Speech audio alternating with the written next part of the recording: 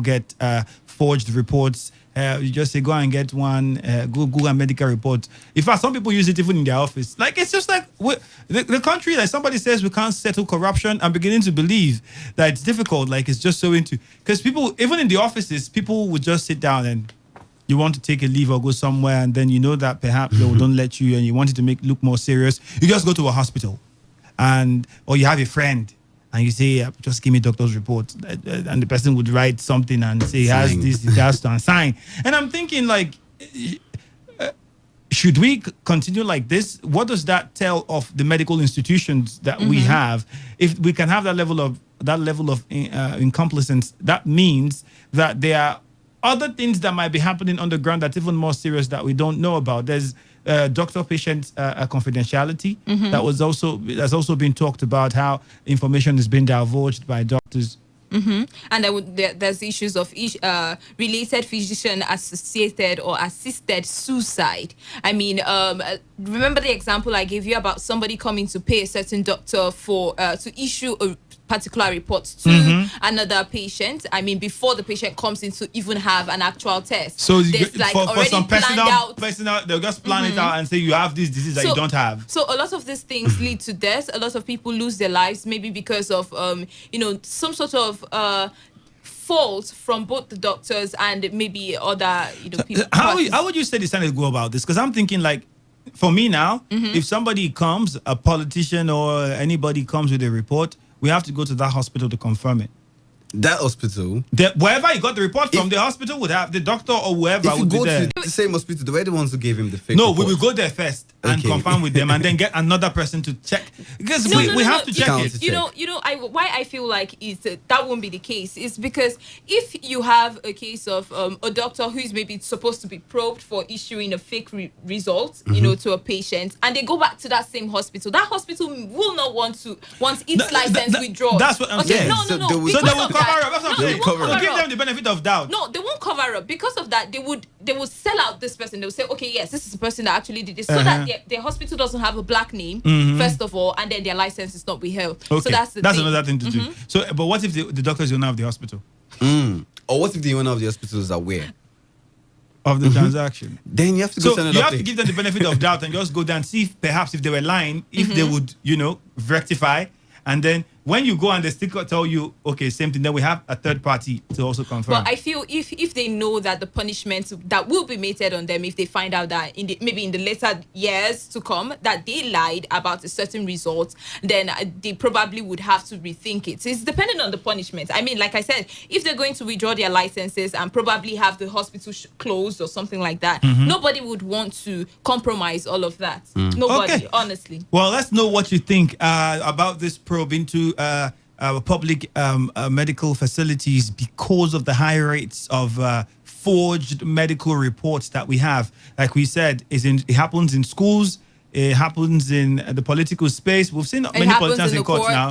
Mena is in court. I'm not saying that it's not sick or somebody it's not really sick. Don't quote me wrong. But then there are reports there that are not verified, at least to our best of our knowledge, that we know. There's Olisametu was also in court. Dino Milai was in court, and the next thing they all have reports. Elsa Zaki, we all know how long that one dragged. Hello, Today95.1 FM. Good afternoon.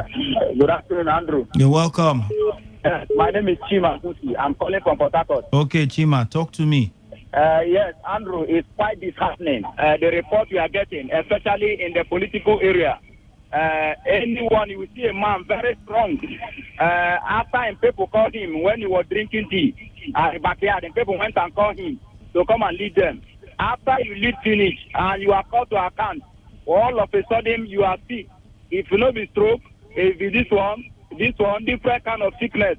I think I support such groups. Let them verify if truly such person is sick. But it should be independent. It should not be the same hospital. You understand? Because something can be manipulated. Because I don't get it at all. A man who was very strong, after he finishes his dinner, and you are called to come and give account by the anti-graft agency, all of a sudden, you fell ill. You are now being moved in a wheelchair. We can no longer accept this. I think it's a very good move in the right direction. Okay. So that we have to be able to cover up all this fake Okay. To me, I've been thinking about this all this while. Honestly. Thank you. All right. Thank you very much, Chima. Hello, Today 95.1 FM. Good afternoon. Yeah, good afternoon. You're Good welcome. afternoon. Your name, Yeah, please. my name is Chris. I'm calling from Port Harcourt. Okay, Chris, go ahead. Talk to us. Yeah, and on the side of the leaders, anytime they are called to come and give accounts or something like that, you see them fall sick overnight. I don't blame them because they are copying it from our president. Mr. President is please. the first person that introduced this time. What time did the president go to court and then fell sick? When did Mr. President come back from London? When did the president go to court and fell sick? Sorry, please, you'd have to call us back and stick within the conference of the circumference of what we're talking, and not raise up issues that are not related to the conversation. We're making examples because people have had forged medical reports, doctors' reports in almost every single area, and the Senate is saying that they have to probe public hospitals that are issuing these fake medical reports. Hello, Today 95.1 FM. Hello? Hello. Hello, can you hear me? Yes, we can hear you. Okay, you are talking with Clinton. All right, Clinton, go ahead. Please, I just want to talk about this issue of probing public health facilities. Okay. The foundation of corruption that is being perpetrated by the personnel in these public services, we are led by these politicians who wants to make this law. Some of them do not stay here. Some of them, they appoint their friends and cronies to head the boss of those hospitals. Therefore, they are probes. They are only trying to, make it public. They may not achieve anything because that one is going to affect them. If it didn't come to the limelight, it will affect them. Therefore, they are not going to do anything. They just want to bring it to the news so that the Nigerians are going to think that they have something to offer. Ordinarily, those persons in the Senate has nothing to offer.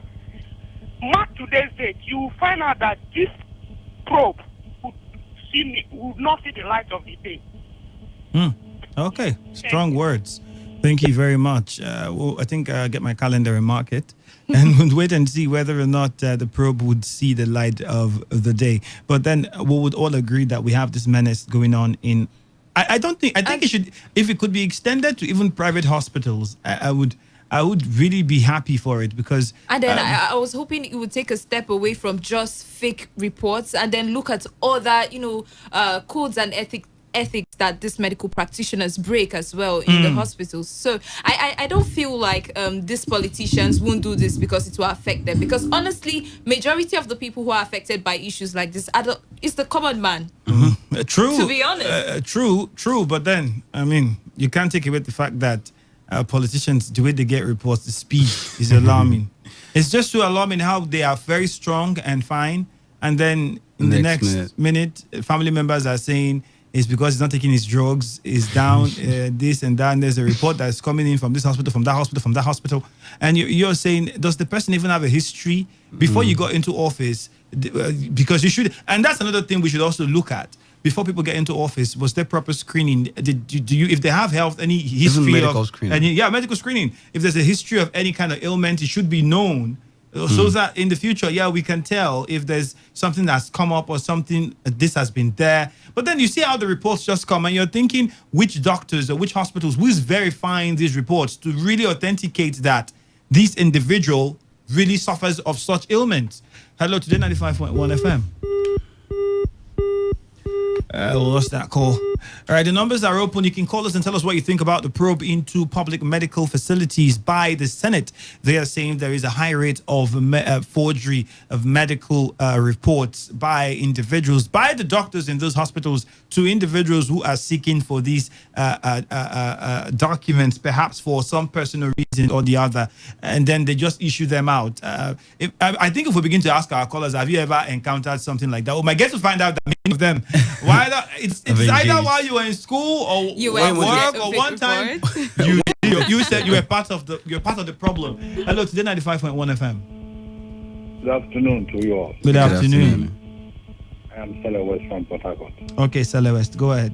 The doctors, are they imported from abroad? They are part of us here. And they are living among us. So the senators that are the probe, are they not part of us? I think all those things are part of this live in this country. Don't want to be honest, And sometimes the society pressurize you to do what you don't want to do. And when something will change hands, Nigerians now, they like, somebody even like to take bribe of 1,000. A very rich person. He likes bribe of 1,000. He will collect. So that is the problem, The doctors are not, some of our medical personnel, when they go abroad, you see them perform very well. So it's not that the doctors are corrupt.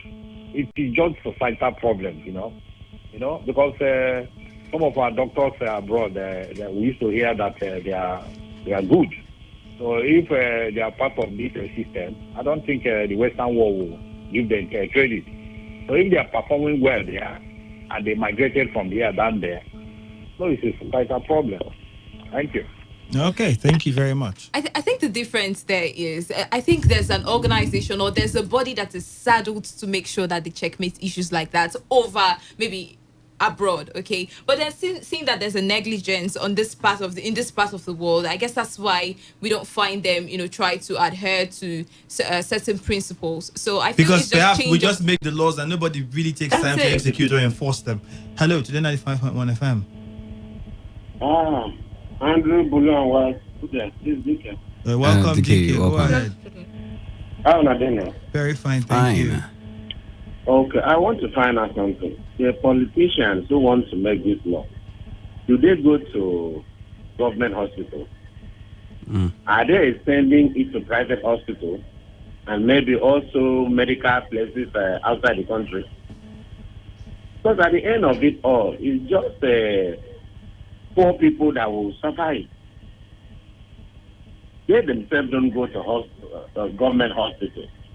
So their private hospital, would they also probe it? I really want to understand, really. I don't know. Thank you. All right, thank you very much. And that's why I asked the question. If they would extend it to private hospitals, I would be very happy about it.